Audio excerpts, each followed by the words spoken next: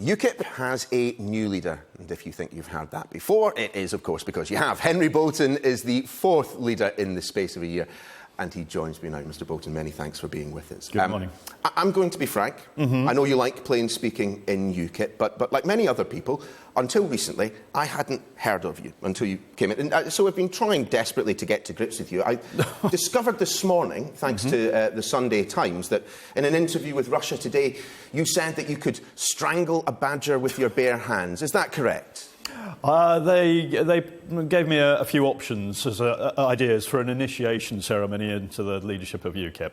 And the one that was probably most suitable for me was chasing a badger across Dartmoor, capturing it, and then breaking its neck with one's bare hands, which was a slightly unusual thing, but... Yeah, and possibly the strangest question I've ever asked myself. But certainly, I mean, you mentioned there... It was a little odd. The political journey that you've been on is quite remarkable. From back in 2005, when you stood as a Lib Dem candidate against Phil Hammond, of all people, to now being the leader of the UK Independence Party. Quite an interesting journey, indeed. I joined the Lib Dems because I was actually a UN governor administrator, but effectively a district governor in Kosovo. And I was mandated, amongst other things, to help local political parties develop and build themselves in preparation for the first elections to be held there. And I wasn't going to join the Tories or the Labour Party, and I wanted to find out how a political party worked, so I joined the Lib Dems.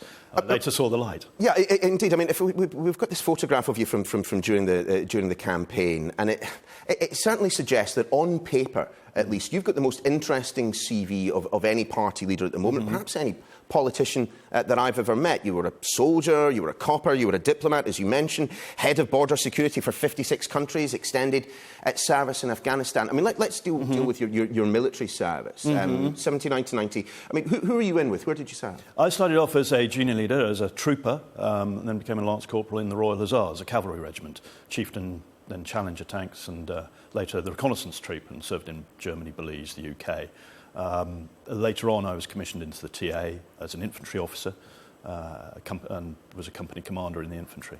And how much do all of these separate experiences shape your role as leader of UKIP, particularly the administrative side? Hugely. I mean, many people maybe watching now will appreciate that the military really operate on a firm logistical and organisational basis. That's the foundation of being able to conduct the operational piece. And it's the same with the political party, I think. If you've got a sound administrative logistical base, then you can project your politics. And that's what I've found in my work, is that the combination of the military and the policing experience has been extremely useful in the international diplomatic work. I mean, would you describe yourself as more a technocrat than a populist, in the Farage mould? No, I wouldn't call myself a technocrat. I'm about delivering an operational effect, if you like, to use that military terminology. What we want to bring about is change for the better in this country.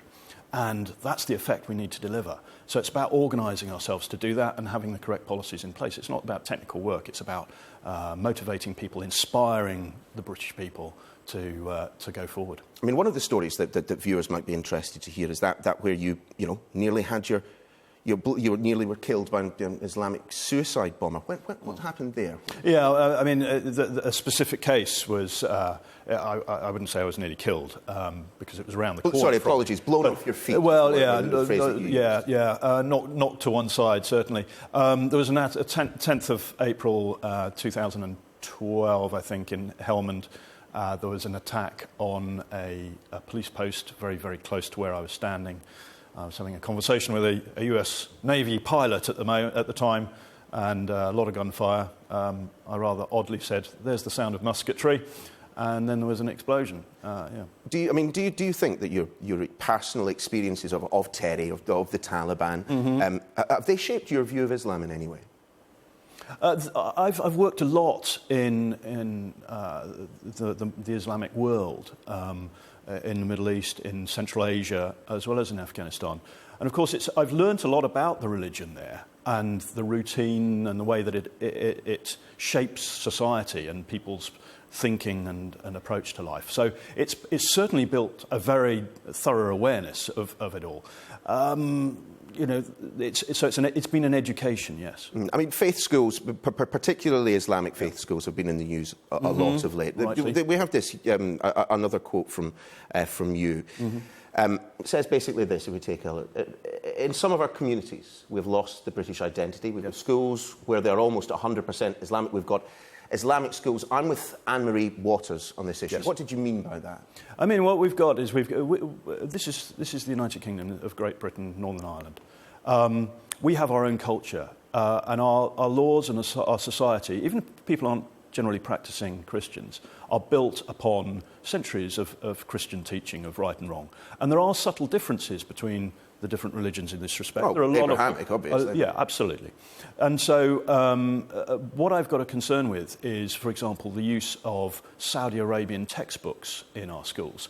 The education that is conducted primarily not in the English language. OK, but to be clear, you don't have a problem with the existence of, single faith schools which follow No, with single faith schools. And what I would like to see is that those schools are funded and follow a curriculum that is designed here in the UK, and that the teachers are people who've been trained in the UK, rather than in countries that have a very different social construct to our own. In terms of an eye-catching policy which has previously been proposed by UKIP, banning the burqa, where do you stand?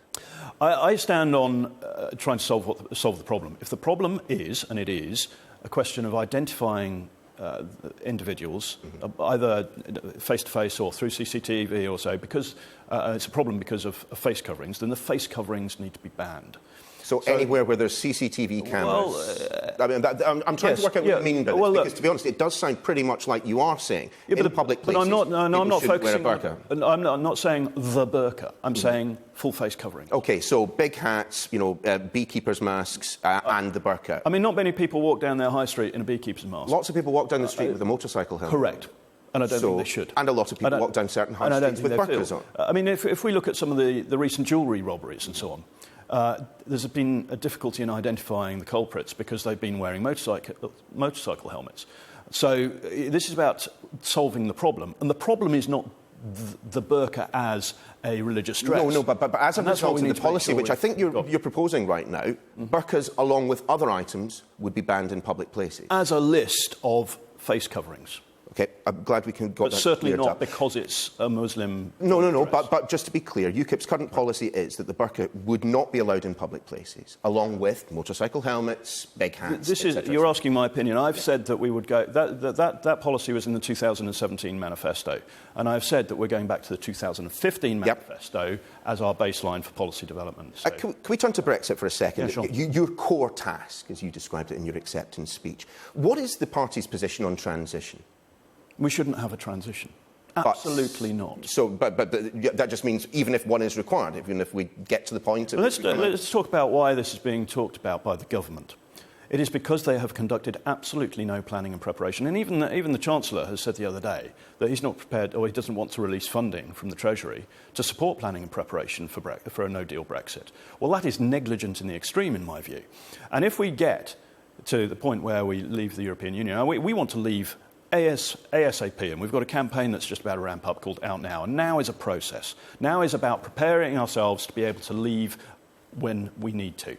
And you said to my colleague Lewis Goodall, after you'd been elected as leader, that we might need a transition period to avoid a car crash. So, on a point of principle, you don't want it, but in terms of the practicalities of Brexit, you accept the need. Let's say we get to the 19th of March 2019, and no planning and preparation has taken place, because the government has failed to put anything in place for the next day. Now, we've got a choice, and we've got nothing in place to manage the consequences of leaving, or we need a bit of time to put it in place. And in such circumstances, if the option is put it in place and spend a bit of time doing it, or just face the disaster, then I'm saying that we need to put the things in place. The fact that we have not been doing that is, in my view, absolutely negligent. I mean, the reason that we're talking about a transition period with greater intensity now is that it does seem increasingly likely the odds are shortening on a no-deal Brexit. Do your views chime with those of Nigel Farage, that actually it wouldn't be that bad a situation? We could swiftly move over to WTO rules? Yes, I do. I agree. I share that opinion. Excellent. In terms of immigration, though, where should we be setting? the limit? I mean, I understand your party has long maintained that we need to get it under control. Yes. But what does that mean? Well, there are two things here. Well, at least two things. One is that we are, as a country, being swamped by the fact that we're having a net immigration that is approximately the size of Wolverhampton or Hull every year. That's difficult to cope with in terms of our services and our infrastructure. When we're cutting police by 25%, for example, local government in some cases by up to 50%. So you've got that problem. So to get on top of that, we need to ramp up policing again. We need to reverse those cuts and local government cuts. But we also need to bring... How many people should be coming into the country? I'm not going to give you a figure. Why not? Because it's an arbitrary figure, isn't it? It's just... I mean, because... You told your party conference the present rate of immigration is unacceptable. That, to me, rather suggests that you know what would be acceptable. And it's virtually uncontrolled. And what I'm saying is... If you're telling me that the current rate is unacceptable, that implies that you have a figure in your mind for what is acceptable, so why don't you tell us what it is? In an ideal world, and I'm not saying this is practical, we should be aiming, certainly for the next few years, to zero net immigration. But, you know, the chances of hitting zero net immigration, it's a very difficult target to hit. And not... if for no other reason, the fact that net immigration is also affected by the number of people who leave the country, and we can't control how many people leave the country. So in terms of the overall number of people coming in, the ideal would be to bring it down to zero. I mean, I'm afraid to say, that does sound slightly like the answer a technocrat would give. But give it the idea that actually I can't give you a total because it's all dependent on how many, this other figure, which is outside my control. Look, every other party leader has at least a rough idea in their head of what immigration should be into this country. No, they don't. They're answering your question. Well, they can't hit their target. No, of course they can't. And I'm not going to be going around saying that I'm going to do X, Y and Z and that UKIP is going to do X, Y and Z, knowing that we can't. So in future, when people hear something coming out of my mouth, and when I say we're going to do this, it will be because I sincerely believe that we can achieve that. If I give you a figure of, if I give you an arbitrary figure of 20,000 people, net immigration, then nobody listening here will really truly believe that we can hit a specific figure of 20,000.